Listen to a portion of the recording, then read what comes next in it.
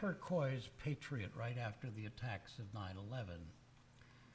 She opens it by saying, "A child I know," when asked this week about whether she would answer the call of her elementary school principal to wear red, white, and blue clothes on Thursday, was in a quandary.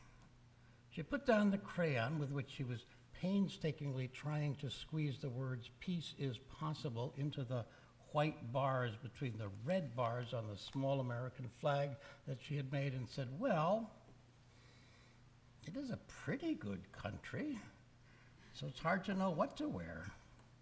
Not exactly mindless nationalism, but provocative this week, nevertheless. The lust for revenge after the devastation of 9/11 was almost overwhelming. Sarah Dan Jones wrote the meditation on breathing that we sang together this morning, the morning after 9/11. The part we usually sing is only the chorus, which we sang this morning. When I breathe in, I'll breathe in peace. When I breathe out, I'll breathe out love. One of the rules here, by the way, is if I start singing, you can join. It then becomes a lovely round, the whole heartfelt call for peace. But the first verse of the song, which almost none of us know, points to that more visceral reaction many of us felt on that dreadful day when the Twin Towers fell and some 3,000 souls were pitilessly blotted out. Here's what she wrote. "One long day of terror is etched upon my heart when I reflect on the shock that I felt. As I cried and watched the world fall apart, making sense of evil is no small task. Some would say, let's bomb 'em to hell. But before we do, we should look at our own past." So then, how to respond? When I breathe in, I'll breathe in peace. When I breathe out, I'll breathe out love. So how then do we tell the story of our own past? What is the story of my country's? What story should we tell ourselves about this pretty good country? Peaceful and less provoked, or warlike? Compassionate or oppressive? I myself watched the towers fall that morning from my office in Brooklyn, about 4 miles away. My secretary's daughter worked in the building, and she had no idea whether she had gotten to work that day or whether she was still alive. The phone lines were down. It was impossible to communicate. As it happened, she was one of the so many lucky ones we heard about who had a hair appointment that morning and therefore had planned to come late.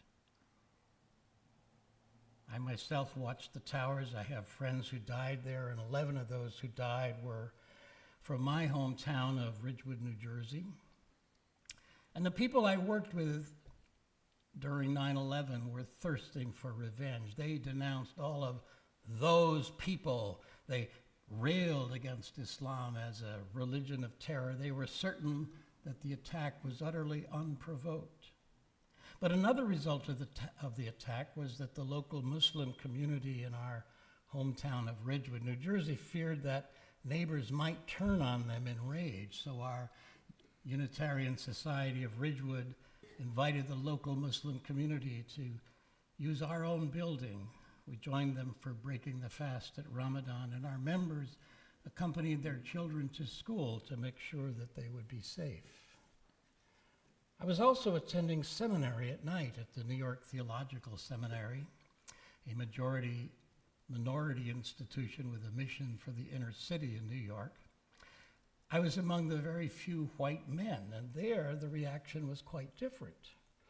For many of my fellow students, 9/11 finally provided the United States with a tiny dose of the devastation that we had meted out in other parts of the world. They weren't pleased with the attacks. We joined together in mourning the victims together as well, but they were clear that the backstory was more complicated than my fellow employees could possibly have realized or admitted to themselves. On the same occasion, the Reverend Jeremiah Wright, Obama's pastor, famously quoted Malcolm X, who said after the assassination of John F. Kennedy that it was, quote, a case of the chickens coming home to roost. He spoke of Americans taking land from Native Americans by what he labeled as terror, bombing Grenada, Panama, Libya, Hiroshima, Nagasaki. He argued that the United States supported state terrorism against the Palestinians and South Africans. He said that his parishioners' response should be to examine their relationship with God, not to go, quote, from the hatred of armed enemies to the hatred of unarmed innocents. He said, violence begets violence, hatred begets hatred, and terrorism begets terrorism. As it happened, I was starting out the first regular preaching that I was to do as part of my training to become a minister in, get this, Muttontown on Long Island.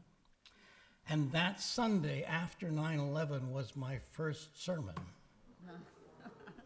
What can you say?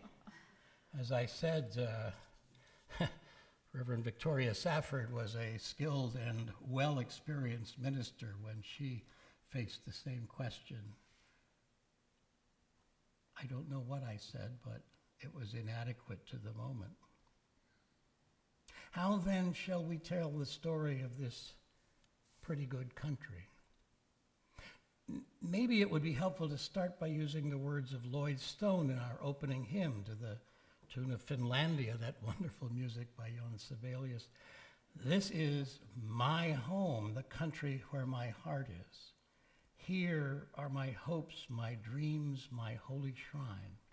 Now, we normally sing this as a song of peace, and we sometimes think that what it really means is that no nation is preferable to any other nation, except that this is my home, the country, the land that I want to be able to love, where my heart is. And the last decade, of course, has forcibly reminded us of the extent of police violence against African Americans and other people of color, not to mention the casual violence by others provoked by a racist president against marginalized people of all kinds. In the First Parish Bridgewater congregation that I was then serving, we responded with a Black Lives Matter reading group and a monthly Black Lives Matter film series. We later dedicated a Black Lives Matter banner in front of our congregation. We've learned some difficult stories about what our country has done to African Americans and to indigenous people. We opened with, this land is your land, this land is my land. What, they don't sing? Come on, Frank, help me out here. This land is your land, this land is my land, from California to the New York Island, from the redwood forest to the Gulf Stream waters. This land was made for you and me, but it used to be their land. No trespassing. Remember, that song was written by Pete Seeger, and it was a kind of a rebellious song. I don't know, most of you probably don't know the last, or maybe the third verse, which is, as I was walking that ribbon of highways, I saw a sign there that said, private property. I turned it over, that sign said nothing. This land belongs to you and me. But it leaves out the other people who used to be here. And of course, Davy Crockett. It's a wonderful story. And it touched us when it was playing on TV. It helped to inform how we understand our country, the heroes of the founders. And so how do we tell the story of this country of ours, this pretty good country where our heart is? My first career was as a teacher of U.S. history from the Civil War to the present to seventh grade boys at a New York City prep school. I love our history, and I've studied it my whole life and always learning something new about it. Thinking back over my decade as a teacher, my biggest regret is that I wasn't clearer about the remarkable strides toward freedom taken during Reconstruction after the Civil War. but the fact that the new integrated governments of the South worked to empower the poor people of all races. They brought the first public education system that had ever occurred in the South. I didn't emphasize enough the brutal terrorism that ended that beginning of integration in the South. Any of you remember the stories about carpetbaggers and scalawags and the way that they were trying to destroy the South, and the brave white men of the South were able to wrest back? Oh, wait, that was the Klansmen. Oh, dear. The details of how history has been written to justify the continuing subjugation of the formerly enslaved is something I wish I had made much clearer in the teaching that I did. How should we tell the story of our country? It's a very complex history, and the story has become deeply contested of late. The New York Times 1619 Project, when it was initially published, contended that the true founding of the United States was 1619, not 1776. And it told the story with essentially no redeeming features. The claim that bothered me the most was that the primary driver of the American Revolution was the desire of the colonists to continue enslavement at a time when the British were in the process of abolishing slavery.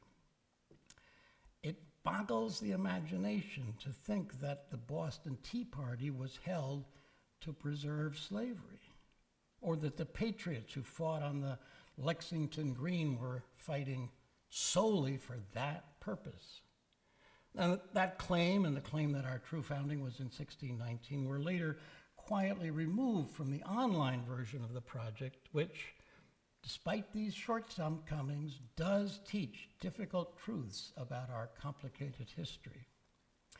And then in response, the legislatures and the school boards of a number of states have passed resolutions forbidding the teaching of the 1619 Project in their schools. And the Department of Education under the previous administration mandated the teaching of patriotic history. The story we tell about our country is complex and multifaceted and deeply contested. I recently read Jill Lepore's brilliant History of Our Country, These Truths, a history in which for the first time I was able to see how the histories of African Americans and Native Americans were deeply intertwined with the whole span of our history, not just as scattered episodes, chapters, but as an integral part of telling the whole story. In her more recent book, This America, Lepore offers the following distinction between patriotism and nationalism. She says sometimes people confuse nationalism with patriotism. There's nothing wrong and all kinds of things right about loving the place where you live and the people you live with and wanting that place and those people to thrive. So it's easy to confuse nationalism with patriotism, especially because they once meant more or less the same thing. But by the early decades of the 20th century, with the rise of fascism in Europe, nationalism had come to mean something different from patriotism, something fierce, something violent, less a love for your country than a hatred of other countries and their people, and a hatred of people within your own country who don't belong to an ethnic, racial, or religious majority. She concludes, patriotism is animated by love, nationalism by hatred. To confuse the one for the other is to pretend that hate is love and fear is courage. Nationalism was in the ascendant in the crusade to make America great again. On the other hand, I want to be able to be a patriot, to love my home, the country where my heart is. I want to be able to learn what it is that I can love despite the many reasons for not loving this pretty good country of late. And we've learned that there's a lot not to love about this pretty good country. We have, to be sure, an imperfect history. And yet in these truths, Jill Lepore makes central to our history things that are also redemptive. So Martin Luther King Jr. called on these truths in his I Have a Dream speech when he said, "When the architects of our republic wrote the magnificent words of the Constitution and the Declaration of Independence, they were signing a promissory note to which every American was to fall heir. This note was a promise that all men and women, we must add, yes, black men as well as white men, would be guaranteed the unalienable rights of life, liberty, and the pursuit of happiness." We have an imperfect history, let there be no doubt about it. We're not the greatest nation in the history of the world, not that any nation is. We're not uniquely exceptional. We are a people in process, flawed in our heroes, flawed in ourselves, and it's fitting that the statues of Confederates who rebelled against these United States should be removed, and that Confederate battle flags should no longer fly from state houses or in NASCAR venues or indeed anywhere, certainly not in the midst of attacks on the U.S. Capitol. But there's also been overreach. There are those who wish to remove the statues of all the founding fathers and of Lincoln and of many others who've played an important part in our history. The school board in San Francisco proposed to remove the names of Washington, Jefferson, and Lincoln from their schools. And it's certainly fitting that statues should be erected to other heroes of our country, those who've been unsung and ignored and forgotten, especially women and people of color. We have many heroes to celebrate. But it's a heavy burden to put on any person to insist that there be no blot whatsoever on their record as human beings. Sometimes there is a kind of arrogance of presentism in which our era is at last completely enlightened and able to discern all truth and to live perfect life, or at least to expel from public life and from memory anyone who ever falters. But no one of us is perfect, and no human being ever has been. You may remember the story about Jesus and the woman caught in adultery. Let him who is without sin cast the first stone. None of us are perfect, nor were the founders of the nation, nor were any of the heroes who've been venerated in our history. One of the conversations we had in our Black Lives discussion group at First Parish Bridgewater was about Abraham Lincoln's evolution on the question of equality between blacks and whites. Some were shocked to learn that in 1858 at the Lincoln-Douglas debates, he said he did not favor blacks and whites living together as equals. They said this completely undermined their respect for him. And yet, Lincoln was strenuous in support of the equality of all persons living and in his absolute opposition to slavery, which we saw in the responsive reading we did as well. Frederick Douglass was initially very critical of the fact that Lincoln did not immediately call for the abolition of slavery and make that the primary purpose of the war. And of course, Lincoln did end up making that a core cause of the war starting 2 years later. So Douglass came to admire the wily tenacity with which Lincoln steered the country through that crisis and part of the way towards the distant goal of liberty and justice for all. We could take that 1858 statement of Lincoln and define his whole life in relation to that and all of his service to the country in the negative. But I think a better story is to see him as human, all too human, flawed, imperfect like all the rest of us, and to admire his ability to change and grow. I can't imagine that anyone else could have done as well or as much as Lincoln did. How then shall we tell the story of the United States, this pretty good country, this home, the country where my heart is? I think we tell it straight, warts and all. I think we recognize that we are no more perfect than our forebears, that revelation is continuous, that we keep endlessly refining our understanding of truth and justice and how to make meaning of our own lives. And we know full well that our era will be subjected to criticism in the time to come as we criticize those who came before us. I think we would be humbled by the criticisms to which our own era will be subjected a century from now for our failure to confront the climate crisis aggressively enough, among many other faults, no doubt. I think we tell the story as patriots, loving despite knowing the faults, all the shortcomings. I think we say that our nation is and has been imperfect, a nation as complicated and compromised as each of us are in our personal lives. I think we tell it as a story where redemption is possible, where Davy Crockett can, in fact, at a later point in his life, begin to defend some of the rights of his Native American friends. Maybe it's overblown a bit, but still, there is a bit of reconsideration, which is what we all need to do.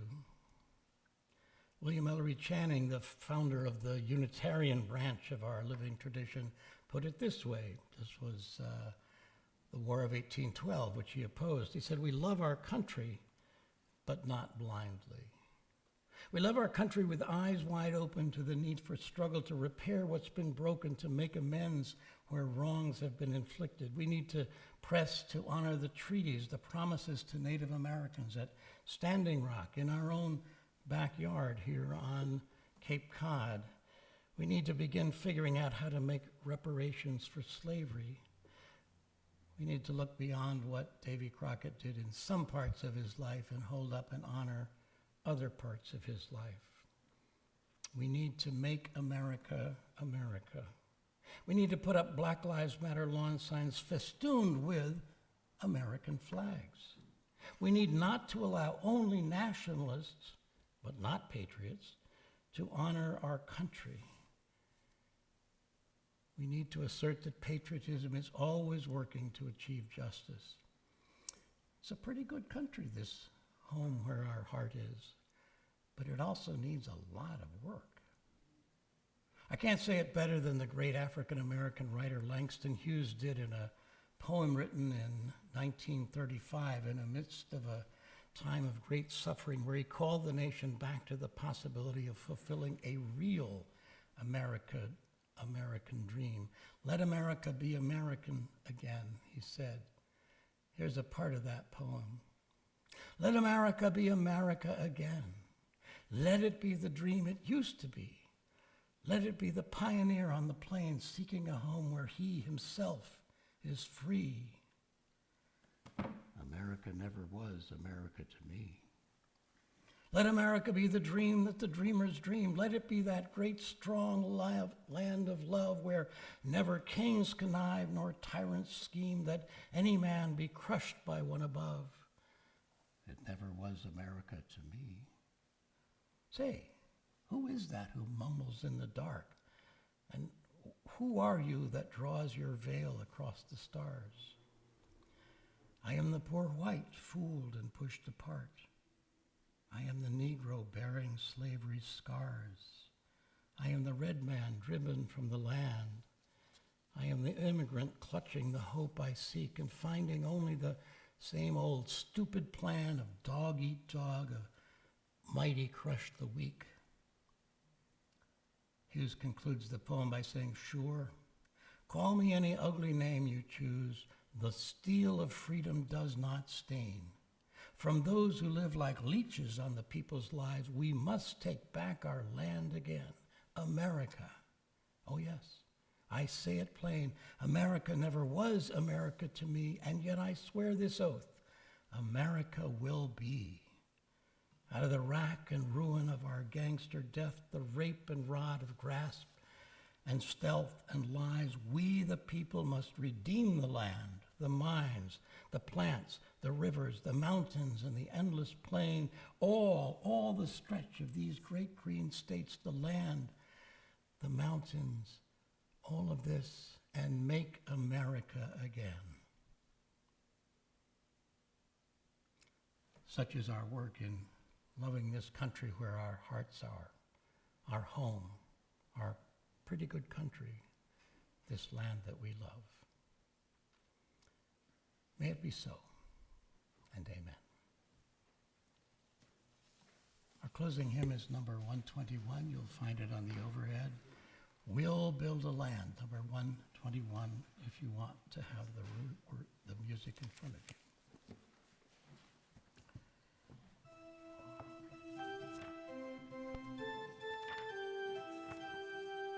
Please rise in body or in spirit.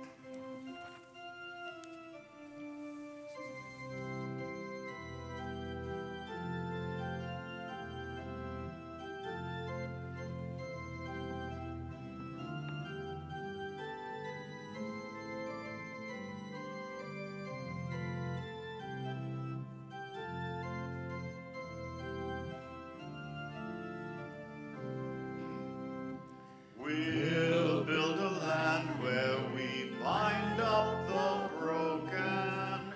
We'll build a land where the captives go free, where the